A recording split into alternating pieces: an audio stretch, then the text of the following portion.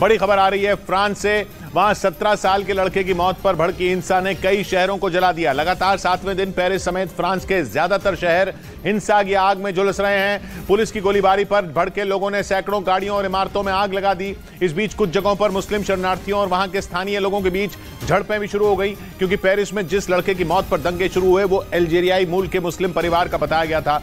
इन झड़पों को फ्रांस में लंबे वक्त से पनप रहे धार्मिक असंतोष से जोड़कर भी देखा जा रहा है, क्योंकि पिछले कुछ सालों में कई बार वहां दंगे हो चुके हैं जिनमें एक पक्ष मुस्लिम समुदाय के लोग ही रहे हैं। इस बीच नाबालिग की मौत के खिलाफ लगातार 7वें दिन फ्रांस में हिंसक प्रदर्शन हुए और प्रदर्शनकारियों के निशाने पर एक बार फिर फ्रांस की पुलिस रही, जिनके खिलाफ सड़कों पर उतरे लोगों ने कई शहरों में तांडव मचा दिया। हिंसक प्रदर्शन के 7वें दिन सबसे ज्यादा बवाल मार्सेई शहर में देखने को मिला, जहां गुस्साए लोगों ने पार्किंग में खड़ी कई गाड़ियों में एक साथ आग लगा दी। इसके बाद तो वहां की तस्वीर बेहद डरावनी हो गई। इस घटना के बाद मार्सेई शहर में सेना के जवानों को उतार दिया गया, जिन्होंने पूरे शहर में पेट्रोलिंग की ताकि फिर कोई हंगामा न हो। आगजनी की ऐसी ही तस्वीरें राजधानी पेरिस से भी सामने आई। उनमें एक तस्वीर में दिखा कि लोगों ने बीच सड़क पर खड़ी एक बस को आग के हवाले कर दिया। आग इतनी भयंकर थी कि कुछ ही देर में वो बस जलकर राख हो गई। और पेरिस से भड़की इस हिंसा ने कई शहरों को बर्बाद कर दिया। कई जगहों पर तो ऐसा लगा जैसे प्रदर्शनकारियों में फ्रांस की पुलिस का जरा भी खौफ नहीं रहा, और इसीलिए फ्रांस के खुआं शहर में लोगों ने एक पुलिस थाने को ही फूंक डाला।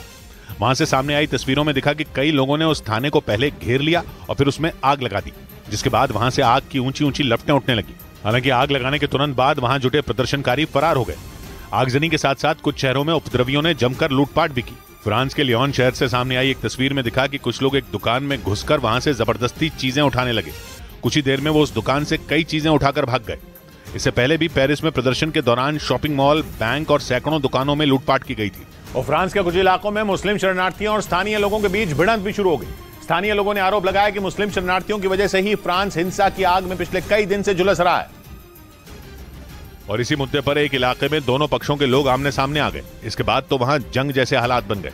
दोनों पक्षों के लोगों ने एक दूसरे पर पत्थरों की बारिश शुरू कर दी। जल्द ही कई और लोग भी इस लड़ाई में कूद गए। उन्होंने पत्थरों के साथ साथ टेबल और कुर्सियों से भी हमला करना शुरू कर दिया। मारपीट कर रहे ज्यादातर लोगों ने अपने चेहरे को ढक रखा था। जिस इलाके में ये झड़प हुई वहां आसपास कोई पुलिस वाला मौजूद नहीं था। इस वजह से दोनों पक्ष काफी देर तक आपस में लड़ते रहे। हालांकि इस बात की जानकारी नहीं मिल सकी कि यह हंगामा किस शहर में हुआ। इस बीच फ्रांस के मीडिया ने दावा किया कि देश भर में फैली हिंसा की वजह से फ्रांस को पिछले 7 दिनों में भारी नुकसान पहुंचा। 17 साल के लड़के की मौत के बाद से ही फ्रांस में हिंसक प्रदर्शन जारी हैं। और पिछले 7 दिन में गुस्साए लोगों ने जमकर आगजनी की। इस दौरान हजारों गाड़ियों को जला दिया गया। सैकड़ों इमारतों और बसों में आग लगा दी गई। कई शहरों में जबरदस्त तोड़फोड़ की घटनाएं हुई। लोगों ने कई जगहों पर लूटपाट भी की। इस वजह से फ्रांस को इस हिंसा से भारी नुकसान पहुंचा। वहां के मीडिया का दावा है कि जब से वहां दंगे भड़के तब से फ्रांस में 20 मिलियन यूरो यानी भारतीय रुपयों में करीब 180 करोड़ की संपत्तियां जला दी गईं।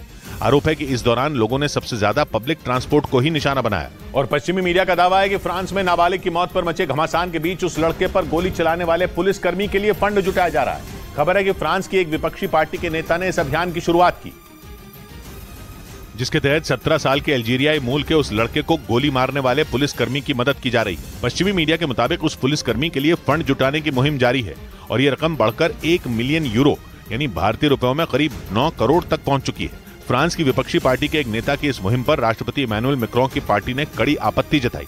इमैनुअल मैक्रों की पार्टी ने इसे चिंगारी को हवा देने वाला अभियान बताया और इसे तुरंत रोकने की मांग की, क्योंकि पूरा फ्रांस पहले से ही जबरदस्त हिंसा की आग में झुलस रहा है।